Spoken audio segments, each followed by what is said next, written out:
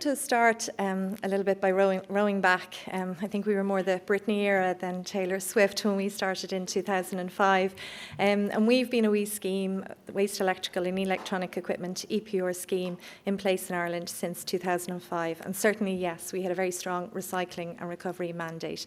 So I'm going to let the video we have, I suppose, celebrating the 20 years of activity, do some of the talking for the first minute or so that we can look at where we came from. We're very proud of what we did in those last 2 decades and what we have delivered on behalf of producers. We're very conscious of the scale of the e-waste challenge, which I'll talk about, and where we need to go and what we're doing with the circular strategy to deliver on that. We now, from today, have the challenge to align that with the forthcoming second whole of government circular economy strategy and see how we can deliver change, and particularly with where we're going to look at with the WEEE directive review and a new sort of focus from our framework from next year onwards. Now, hopefully this works.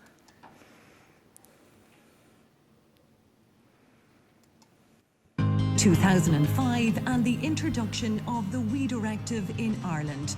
Fast forward 20 years, it's been a huge success. This is a legislation for the consumer, it's for the environment, it's for future generations.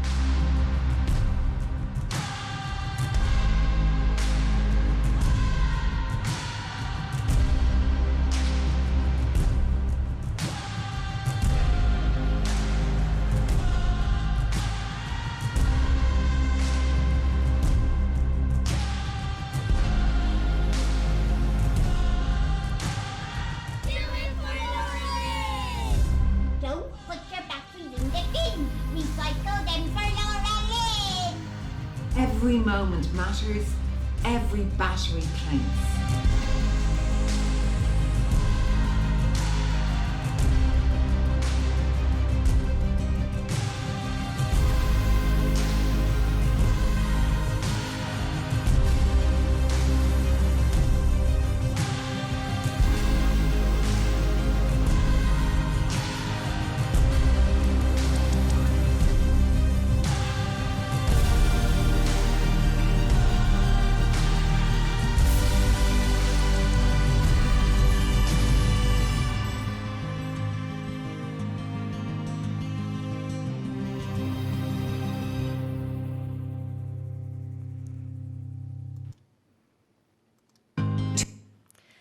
So we've achieved a lot, and I think from that video you can see the scale of what we've done in terms of building our network, and we certainly haven't done that on our own.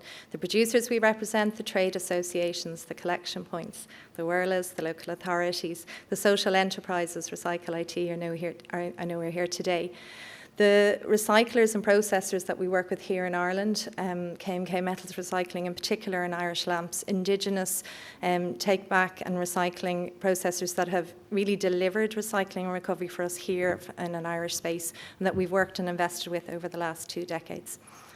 But we cannot rest on our laurels, and the data from this morning and indeed what we have shows the scale of what we are facing.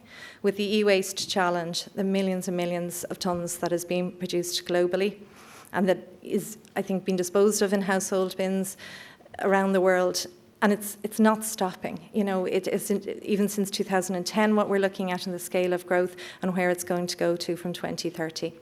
Only 1% of rare earth elements are being recovered through the e-waste system, and we need those if we're going to continue to produce or remanufacture or repair all of those activities. We need to recover what we have. And the directive, it requires separate collection and requires proper treatment of waste electronic equipment. Our original directive in 2002, we worked under that mandate when we started in 2005 with the Irish WEEE regulations. It sets targets for required collection, recycling and recovery, and those targets were increased under the 2012 directive. It implements a polluter pays principle, and that's the heart of what we do as an EPR scheme.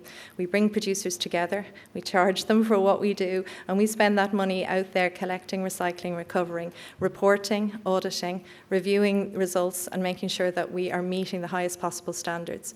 We also putting the money into the programs you've seen for communication and awareness and trying to do better. The aim of the WEEE Directive was also to aim at reducing an administrative burden, and that was something they looked at in 2012. However, we'd have quite strong views that that needs to go further, and that's something from the evaluation next year we're keen to involve with.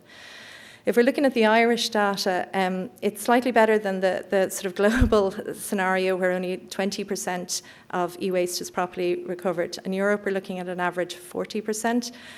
But only 3 member states are meeting the 65% take-back target, and I have a question mark. Based on the work we do with the WEEE Forum, which is the collection of producer compliance schemes in Europe, we know that Bulgaria, Latvia and Slovakia, they have e-waste systems, but we would fail to understand how they're achieving that 65% level. We have asked questions both through the WEEE Forum and directly ourselves on, is there differences in interpretation and reporting, and we think that is something the Commission is looking strongly at. So a target has to be achievable and it has to make sense. And from an Irish perspective, despite the fact for the last few years we're collecting more than ever before, we're not keeping up with consumption.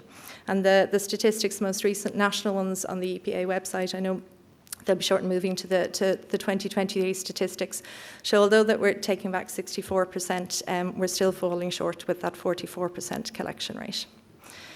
Rising consumption, I think that has been part of the narrative this morning, is the challenge, but also long life equipment, changes in technologies. We can't take back 65% of PV panels that are going on the market already, so trying to measure a collection target doesn't make sense in that regard. Perhaps we need to be looking at how many of those new panels are coming to end of life sooner than expected, what's happening with warranty returns, what are we doing with repair and recycling. So let's look at measuring things differently.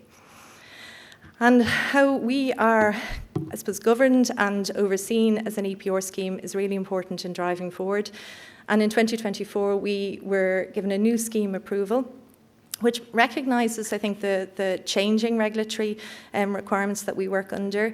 As you can see from the open video, we're a WEEE and battery scheme, and the new European batteries regulation has very much been our focus for the last year or two in terms of moving up to the EPR chapter that just came into force a couple of weeks ago. So it's been a pretty busy summer preparing for that and sort of adding to what we've been doing already in the batteries take-back space.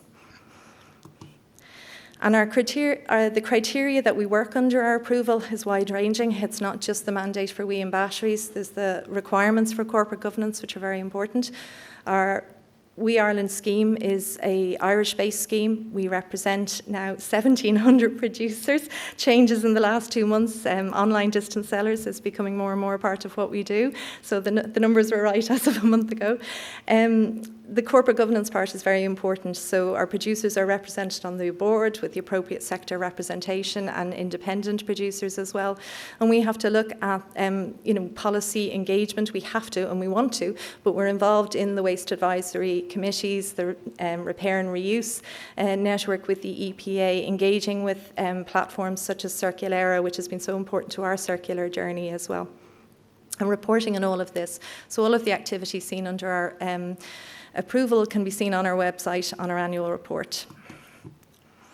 And the kind of lion's share of that take back, that 64,000 tonnes, for the last few years we're doing between 38 and 40,000 tonnes of take back, which is more than we've ever done over the last 2 decades, even though it's not enough. But interestingly, the mix in Ireland is different to our colleagues in the WEEE Forum. So 54%, it's usually that, 50 to 60% of the e-waste that we take back comes through the retail network here in Ireland. They've been extremely important to us in terms of the growth of our system, and they have really stepped up from day one. Obviously, the local authority collection and civic community sites are very important, but you can see there that the scale of what's coming back through the retail network. As I said, the local authority, civic community sites, and then we also roll out public collection days, etc., to places that aren't served maybe by sort of a local retail shop. And you can just see the breakdown there that although it's an overall target, again, this kind of older linear style target that we're looking at, 65% take back compared to what went on the market over the last 3 years, it doesn't really fit with the mix of equipment. And you can see there, heat pumps and PV panels, there's a lot going on the market with sustainable build, but we're not seeing them coming back just yet into the stream, and hopefully not for a long time. They're designed to be long and durable. So this gap and this distance to target is growing, and it's not suitable. What has been achieved, though, is recovery rate targets. And I think particularly from the 2012 directive and transposition here into Irish regulation, the requirement for mandated standards. So EN standard 50625 is a treatment standard for e-waste, and its technical specifications for each different type. So whether you're looking at fluorescent tubes and lamps, whether you're looking at fridge freezers or large appliances, the facilities have to be certified to those particular processes. It's third-party certification, and I think it's one of the strongest parts of our WEEE legislation that's in place, and it's mandated. And it has supported, as I said, our investment in facilities here in Kilbeggan, in Tullamore with KMK, in Irish Lamps in Athy and beyond, to deliver that high-quality recovery that we need. It's a stepping stone towards critical raw material recovery. You can't get there unless you have that standards, and particularly for mixed WEEE with batteries contained in devices, you have to be making sure that's going through an EN standard facility if we're going to recover those batteries as well. And cooperation, I think, is a very strong theme from that opening video, and it continues through our operations with supports, with the local authorities, with the retail network and their importance, and obviously with the EPA. We're delighted to be here speaking today, but we also work with them regularly on engagement pieces, as I said, the repair and reuse network, and in the research and development space. And again, the retailers, not just taking back, but promoting actively in store. And again, something that we saw as a great success and sort of implemented in Ireland was those visible fee communications, really making people connect with when they were buying a new product, that they can take back, that it's mandated when you go in store. If you buy a new kettle, you can give the old one back for recycling. It comes through our network and on delivery. And again, delighted to see Owen's presentation this morning. We've been talking to An Post about circular solutions. How do we tackle that e-commerce take-back challenge? The digital outreach as well, and this is something that we've grown our messaging on certainly over the last few years as well. Again, we have to keep that message simple. There's an awful lot of noise in the advertising space, and kind of aligning it to saying, how do you talk to people, I think was a very good question, not just about statistics, and trying to engage with people where they are. So I think our communications team do a fantastic job, and looking forward to seeing how we can support the messaging around circular.ie. Knowing that we have to change and we have to do more, we launched our circular strategy to members this year, and we're looking forward to aligning that strategy with what's coming in the second whole of government strategy. Recognising a new circular vision and mission for our scheme, and kind of continuing with our leadership. We represent over 96% of the producer batteries market share in Ireland, and we're close to 80% for WEEE. So that we have taken that leadership position from day one, and we want to continue in that space and provide these circular solutions.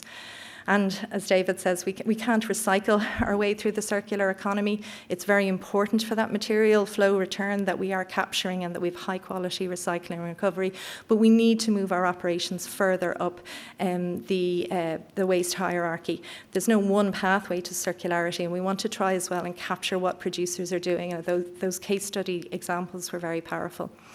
There's 200 actions that we're working through. I haven't published a roadmap for our circular strategy because we're trying to do rather than take a time for another report. But we are working, just as an example of 3 of the flagship projects that are underway for this year, is looking at that reuse space. And if we look at where we're consolidating WEEE down in KMK and in our other sites, looking at the retailer hubs, what is the opportunity to separate for more preparation for reuse?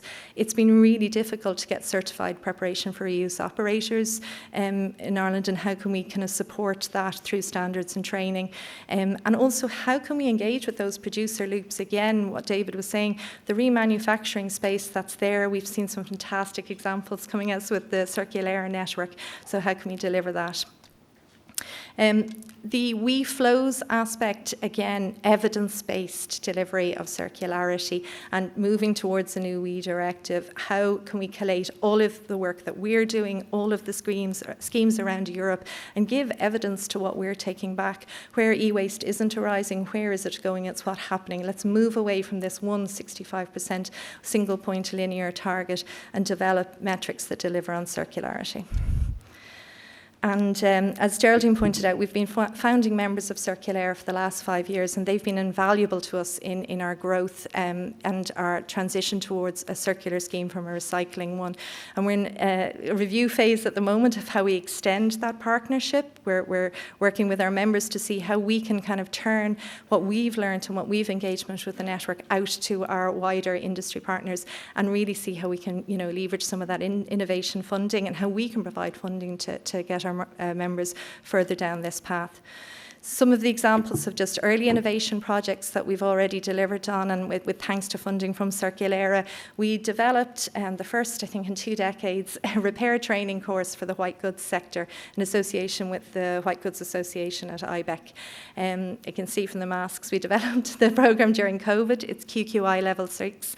The 4th intake of trainees is just settling in to their 26th learning programme in the Dunshaughlin Training Centre, and then they go on to a 12-week placement with the industry.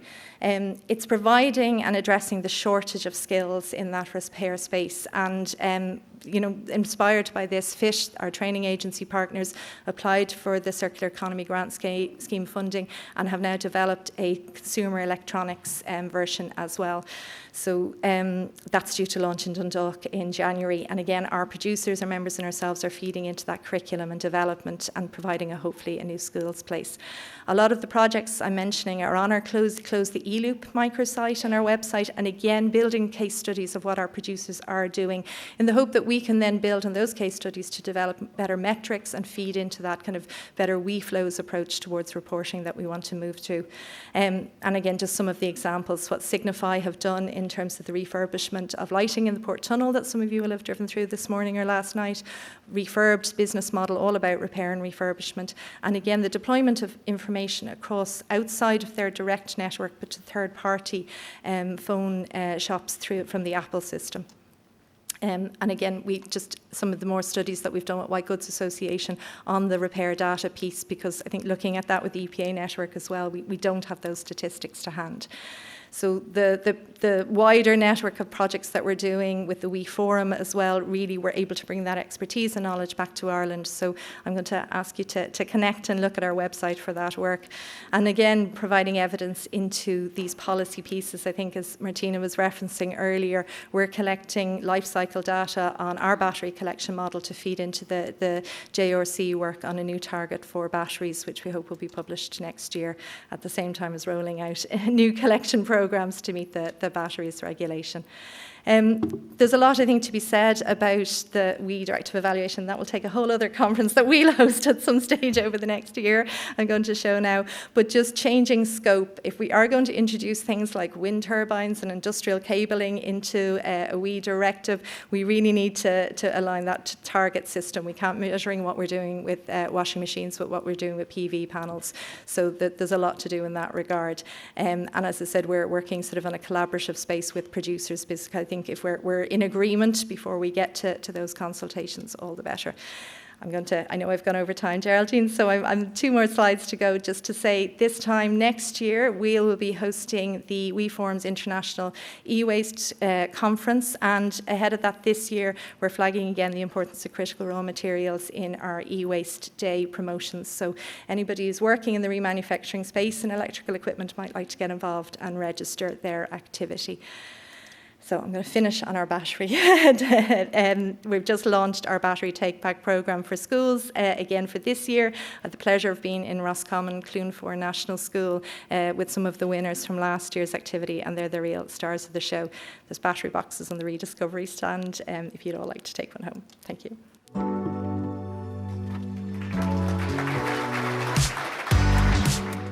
Thank you so very much to everyone who recycled their batteries in the last year in the WEEE Ireland Schools Battery Recycling Competition. Together, you diverted an incredible 1.5 million portable waste batteries from landfill.